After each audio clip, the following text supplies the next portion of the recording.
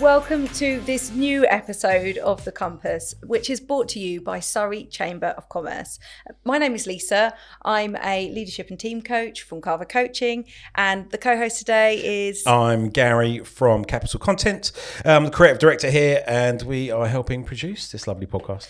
Yeah, this podcast is about navigating business and beyond.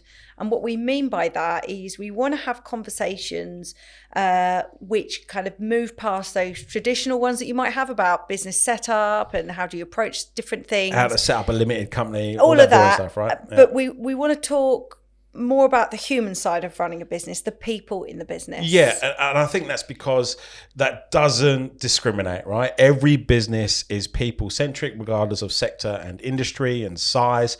And I want to have the conversation. We've had conversations in other episodes where, you know, people aren't having those conversations, and we're solving challenges that people aren't talking about or they don't know they need to talk about. So I love this podcast. I'm super pumped to be a part of it.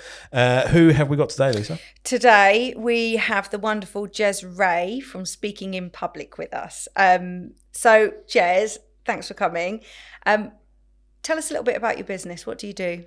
Oh, I just run a wonderful business where the essence, the raison d'etre for it is the niche of just building your speak performance skills. You're going beyond just public speaking, but be able to communicate. And if you're at home remote working through that looking glass of a laptop, that gorgon eye of a camera that's just staring at you, and long gone are the in-the-room feedback and people giving you a smile. Oh, do you know, I've seen a lot of TikTok videos recently where people are almost kind of like confidence training, for want of a better phrase, where like people are helping people be more confident in public as well as standing up in front of a crowd as well. Have you seen a bit of a change over the last 2 or 3 years since COVID and having to present fundamentally on stage with a PowerPoint to now actually being on Zoom, being by yourself but still having that essence of an audience in front of you? Definitely. Confidence is a huge word, though, and I'm finding that in the room workshops as well as being on screen. What lockdown and the pandemic did for us was it put us into our little boxes for a couple of years. 1984, wasn't it? Yeah, literally, we were living it. We are living it. Yeah. Now, for those of us who are a bit long in the tooth, okay, it was a couple of years out, but people lost their confidence. If you were regularly communicating, you need to, it's like a muscle, isn't it? You've got to keep using it to make it confident. Oh God! And you see that actually. Sorry, interjecting there, but you see that. It started. We were meeting. We were face to face. Then you're on Teams or Zooms. People have got their cameras on, and people start turning their cameras off. Yeah, absolutely. And it's that shrinking, isn't it? Yeah, it's funny. In a previous episode, we spoke about when people moved from the office back to home, the noise started to dissipate of the office, and then all of a sudden the noise is in your head, and the stuff started to come out in the wash that actually, I do have these conditions, or I do lack in confidence because I was putting on a face because I was in a public space, for example. But talking about the whole working from home and presenting via Zoom, today's topic is all about that, isn't it, Lisa? Yeah, it's about the challenges of hybrid working. Gosh, there have been some challenges. Yeah, and actually obviously having Jez on the show is we can focus on how we present ourselves and maybe getting over some of those confidence blockers. And I just wondered, what kind of experience have you had since the pandemic in supporting people with this new hybrid world that we're working in? Yeah, several areas where it springs to mind immediately. Just go round back to the confidence issue. Another huge area of confidence is in younger workers who've not had the decades of experience that we've had, and are now came out of uni, maybe did a job, maybe didn't, and maybe their first job now, and they've not had the exposure to the world that we've had. Absolutely, so that confidence is a huge element. 100% agree.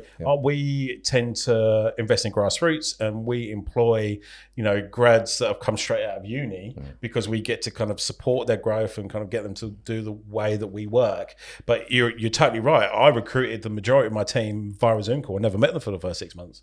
Exactly. And they never had that experience. But what happened for you when you were teaching people from when COVID happened? Yeah. So for most of us, the world stopped in March 2020, doesn't it? And me, like everyone else, it just dropped off a cliff. Everything in the room dropped off a cliff. But usefully, I had a model at the time, which was let's run a day's workshop and then half a dozen Zoom follow-up sessions. So I already had the model. I had the advantage. I had the kit. I was used to do it. I had the green screens. It was all ready to go, which was really useful. But to come back to your question of where's obvious examples of it needed, in business, B2B communications, now communicating on screen is a given. We all want to get back into the room. But if you're a business, you're no longer going to pay for your team to hop on the train to somewhere in the middle of the country for a half-hour meeting. You're going to say, no, right, stay in the office and do 6 of them on Zoom. Or Absolutely. Sometimes it doesn't make sense, does No, it? man, The travel. I 100% embraced digital transformation, right? I was like, cool, man, I can now do 8 meetings in a day. I don't have to get on a train for 2 hours, go to the coffee shop, spend another £5 on a coffee. But the trouble is, I do 8 meetings in a day. And that is tough, right? It's burnout. Now it's refreshing. I actually try and get people to go face to face. And they're like, oh, he's suggested. It's a bit like pre-2020. If I would have suggested a meeting via Skype, they'd be like, oh, that's a bit weird. Why does he want to video call me? You know? It's such a small time, isn't it? Short period for things to change. And in the room is now, it's the premium. That's where we all want it. We all want to do it. We want to be able to look them in the eye, shake them in the hand, give them a smile, have that human interaction and communication. But that's no longer going to happen for the foreseeable future in B2B comms. That virtual communication is going to be there. And for many people, a lifestyle choice as much as anything else, working remotely is going to be there. How do you transmit that human interaction? How do you communicate through a piece of glass? That's a whole new set of skills. Absolutely. That is not really happening at the moment. Yeah. How do you? No, that's a massive question. But you know, what is that? What is that first step? What's the first thing? If someone came to you and said, "Hey, look, I need to improve my presentation skills. I need to improve the way I work from a hybrid perspective." What's the first thing you start to talk to them? Do you assess them? Do you get them to look at themselves and go, you know, are they talking in the mirror, or how? What's the first step? So first step, you hit a keyword, assess what's going on. So talking to people about how do they find it? What are their challenges? And then flip back to what's the experience of their audience, which might just be one person through the class, but what's the experience of their audience, the other side of it? And then it will come down, one of the basics is actually eye contact. You and I are sitting in an old-fashioned way. We're looking at each other when we talk. If you're on a screen with Teams or Zoom... This is big, by the way, It is, because what you end up doing is, understandably, as a human being, you want to, you want the eyes, you want to see the screen at the bottom to see the people looking at you. It's the equivalent of me saying hello, but actually looking at your knees all the while I'm talking to you. Yeah, absolutely. And so I coach people virtually and face to face in groups and one-to-one. And I've had to be brave to do it, but I've turned off my self view, because what happens is I know the egotist in me, but I'm just looking at myself, right? I'm talking, but I'm kind of looking at myself. Does my hair look good? So some of my energy is not focused on them. It starts to focus on myself. And as a coach, I'm serving someone else, right? So I turn off the self view, but then there is something about, I then try and get their image and put it underneath where the camera is. Yes. So it doesn't look like I'm not... That's a big tip, by the way, because we're a video content agency, right? Zoom calls are big, and we teach people how to create their own content, one of which is via a laptop, right?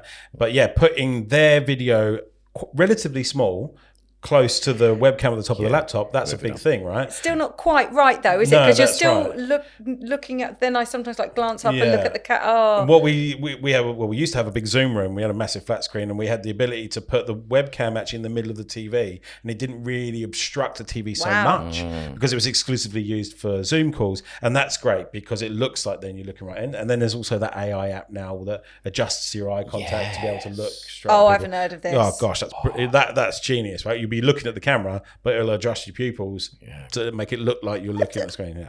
It's spooky, but but you're right. Eye contact is obviously a massive thing for public speaking or even speaking in small groups like we are now.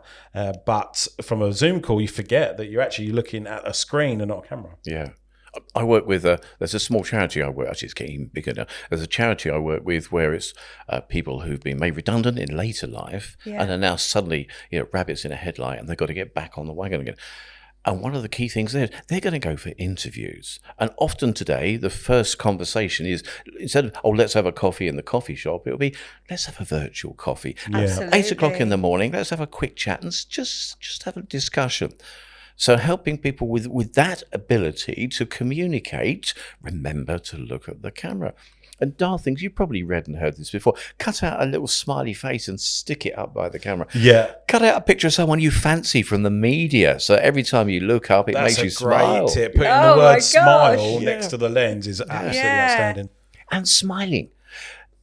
Smiling is just as we were talking about earlier, you're in the room, you're meeting people. When we meet someone, I used to be a bank manager. I met thousands of people for meetings in a room. You open the door, you look at me in the eye, you give me a handshake and you smile. Teeth and eyes, right? Yeah, teeth and other now things. I'm doing it over. Yeah, that's it. Yeah. But there's also another reason for smiling. And if anyone out there is a mad amateur choral singer like me, this will resonate. When you smile, it changes the airflow over your soft palate, and it helps change your voice from a 6:30 in the morning, I've not had my coffee voice, into a richer, warmer, and more engaging tone, and more mellifluous and interesting to listen to, simply because you smiled into a mic or into your screen. I'm thinking about my sales stuff, right? We used to say smile while you dial, right? Yeah.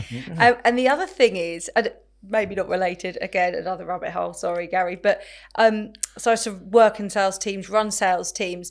There are always certain people of the team, when they were making an important phone call, they'd put lipstick on, even though they're on the phone, because it was all to do with the... Yeah. I used to put aftershave on. I worked for BT, just cold calling people 50 times a day, and to every now and then brush your teeth and put some... coming in fresh. Oh, yeah, man. It was Love like going into a meeting. It's exactly the same. Yeah. Sorry, I've got a...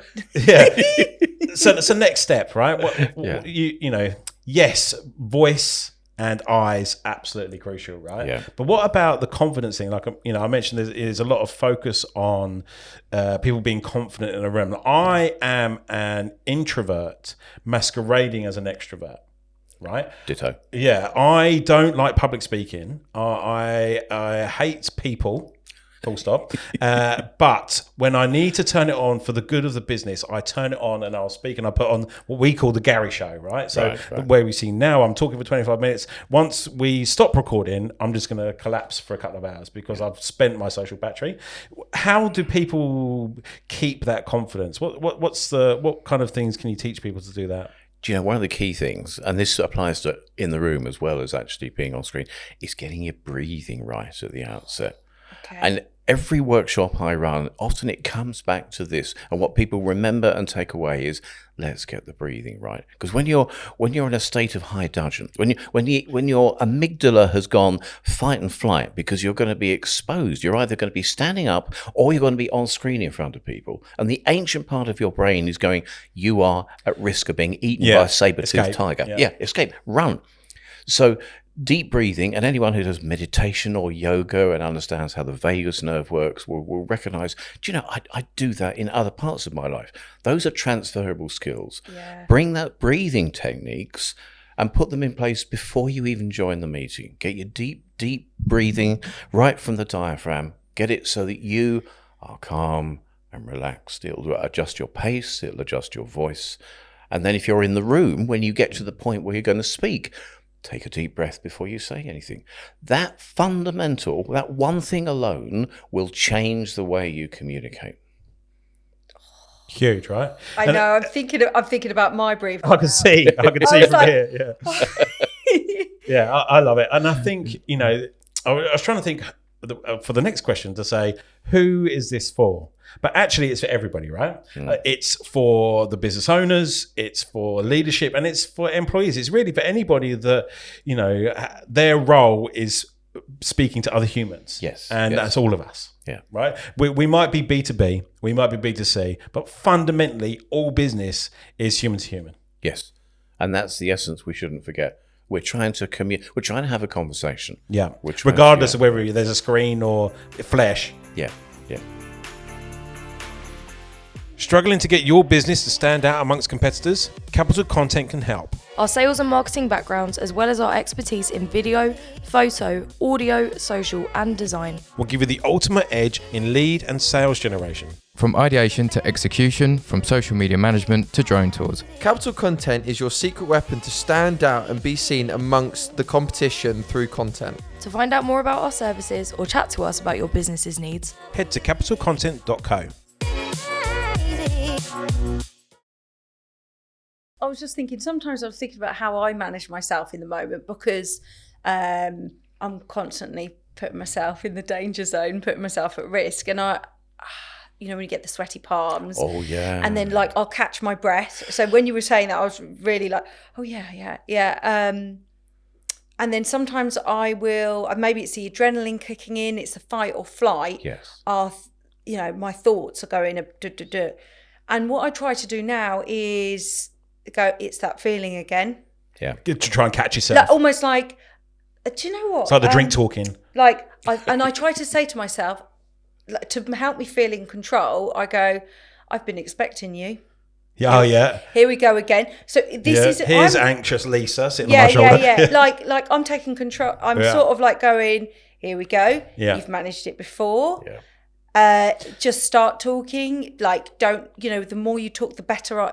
For me, it starts building my confidence. Absolutely, I stop shrinking down, start coming into the space. You know, but it's almost like anticipating it.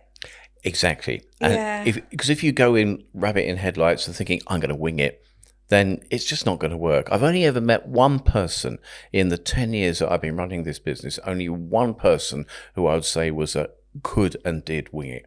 For everyone else, it's about skills, rehearsal. I used to do public speaking competitions, centuries ago. Like, what's it called? To Speak Master? No, what's it called? Oh, is it Toastmasters? Toastmasters, yeah. Because interestingly, I've been looking that up recently, but it just doesn't fit in. Did all that in the corporate world, yeah. Toastmasters, brilliant for giving you speaking skills. It was the Junior Chamber of Commerce. I was thrust in. So I was a young person in the bank, and the personnel manager said, Mr. Ray, you want to become a manager one day? Yes, ma'am. You will join the British Junior Chamber of Commerce. So I joined. Aspirations there. Yeah. 2 minutes later, Jess, we do public speaking competitions. You're going for the training. But the maxim we worked to at the time was for every minute of a competition speech, you allowed a week's worth of preparation and rehearsal. So a 7-minute competition speech was 2 months worth of work in terms of writing, scripting, rehearsing, presenting, delivering, redoing it, so that you could then deliver off copy, play with it, know it in your head inside out.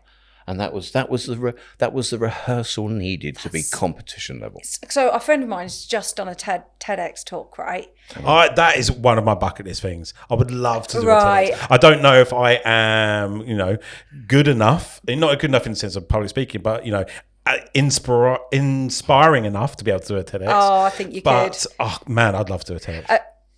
If I may just, another of my hats is actually MC and coach and advisor to TEDx Woking. So we run it most years. So it was Hannah. Do you know Hannah Kirtland? Yes. Yes. So she did the last one, and so we launched our businesses at the same time. Brilliant. And so when she was awesome, because I went and saw her as well do that TEDx. But I went through that journey of her rehearsing and running that 20-minute talk for me, and her taking in all the response from everyone. It was quite a process. So briefly on that process, the event is normally in November. We put the call for speakers out beginning of the year. We expect the potential speakers to attend 2 rehearsal days during that year. So we'll see them first, and we don't expect it to be fully formed. But if they have not really knuckled down and rehearsed so that it's almost perfection by the time we meet them again, sorry, you're out. We want that process is just as Hannah did. Went through it, rehearsed, went to her friends, rehearsed in front of her friends, rehearsed in front of the cat. Yeah. Just to ensure that when she hit the stage, she knew it inside out. Yeah. Huge. What happens when it goes wrong? I think you kind of touched on it a little bit earlier, Lisa. But let's say, you are mid-call, whether it's with your team leader or on a sales pitch, via a laptop, and your confidence starts crumbling, or you stutter and you're jumping around, and you're like, oh God. What can you do Well, have you seen that happen? Have you got any stories of like where it's, it's not worked and you've had to come in and help try and solve that challenge? Yes, I have. So I've got another client where people go on, they're on a 2-year scholarship. They travel the world, they study. I meet them at the beginning of their scholarship. I meet them 18 months later when they come back to help them with their presentation, which is still being formed. And then I'm at their annual conference each year in the bowels of the building, giving them 6:30 in the morning rehearsals before they go on to deliver to 400 people in the room. It's a fantastic process, really rewarding because I see the results. But I have had people on the day of the conference who've come in and just collapsed in a bucket of tears. So I can't do it. So we go back to basics. We go back to getting the breathing techniques. We go back to, right, what do you know? Let's do a rehearsal. We've got half an hour. Let's run through it twice with what you know and how it works. Like a full reset. Full reset. Yeah. And it's encouragement, because there's this little voice in your head that's saying, I'm not good enough. Imposter syndrome hits. Yeah. But if you can do a reset, rehearsal, and with me there and anyone else in the room at the time, just praising them to heavens, you're brilliant. You're going to do this. And they go out still a bit wobbly, but they do it. Yeah. So it's really sort of that amygdala response. It's sort of like quickly and intensely like coaching them out of that space. Yes. Back into that space where their rational, logical brain can kind of take back over. Moving us out of the emotional side, right? That's right. Where we're like, alarm bells, fight, flight, run, back into like, okay, here we are. Yeah. I'm going to do this. But that's the emergency room ward 10 situation. So that shows my age, doesn't it? Emergency ward. What you really want to do is that if you recognise that happening, then get some workshops. Be part of something that helps rebuild that confidence, where you've got someone encouraging you. And it might just be your colleagues at work. So another client I work for, where they're doing presentations because they've got to pass something, they get together, they got a WhatsApp group for that little group, and they just arrange to meet together on Zoom for a couple of hours so that they rehearse to each other. Support. I think it's really key. I mean, I've been to some events and seen some absolutely brilliant speakers, and I've gone, I'd love to be able to be that good, and they're personable as well. So they're not just like scripting. They have personalities in it, But I think that, like you said, it comes from practice, right? And almost like stepping up every time. So it might be group of 5, group of 20, kind of like. So then when you're in that much bigger group, you're like, I can do this. It's the next step, but it's a micro step kind of thing. So what I like to do in these podcasts is give the listeners and the viewers some actionable advice, right? Some top tips that they can implement today, in fact, right? So what have you got for us? What kind of things can you say to our listeners that can start changing their hybrid presentation skills, for want of a better phrase, for the better straight away? So let's look at the fundamentals first. Get the breathing right before you start to give yourself that calm and that confidence. And that's something I forget. I never deep breath. Okay, cool. I never get into the zone, but that's something that I definitely should be doing. Do please, and let me know how it goes. Yeah, I will. So get the breathing right. Remember the eye contact, and remember to smile. So a couple of fundamentals, but let's move on to some advanced skills. Because when you're through a bit of glass, you've got no feedback from the room. You don't know if it's landed. That's what's so hard, isn't it? Yeah. So you've got 10 times the preparation. You've got to script it. So within the stuff that I do, 28 different script writing techniques to ensure that what you want it to achieve will be achieved. So prepare your script, and in your script, even throw in the ad libs and where you're gonna use voice tones. Am I telling a story, or am I saying something really important here? Or is this a heartfelt story? Make sure that your script is not only content that you know is going to land, but gives you the directions, the stage directions. Every time you are on screen or in the room, you are performing. So make sure your performance script is ready for it. And then last thought, understand your audience. Now, that sounds very glib, doesn't it? But you know who you're going to talk to, so you probably know what type of people are in the room.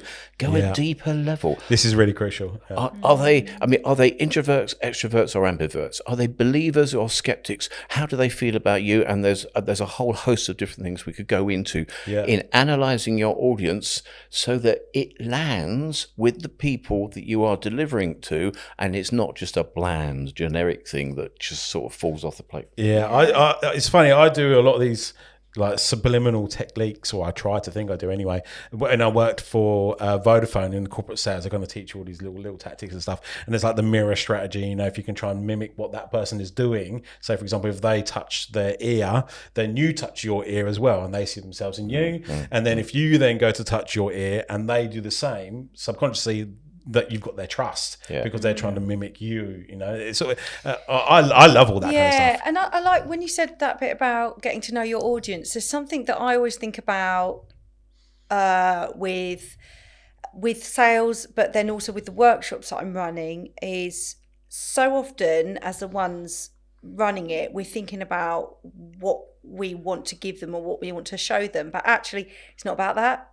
It's like, what do they want from it? Yeah. And actually have that in mind versus whatever you want to talk about. You know, if you really want to engage with someone, think about their experience.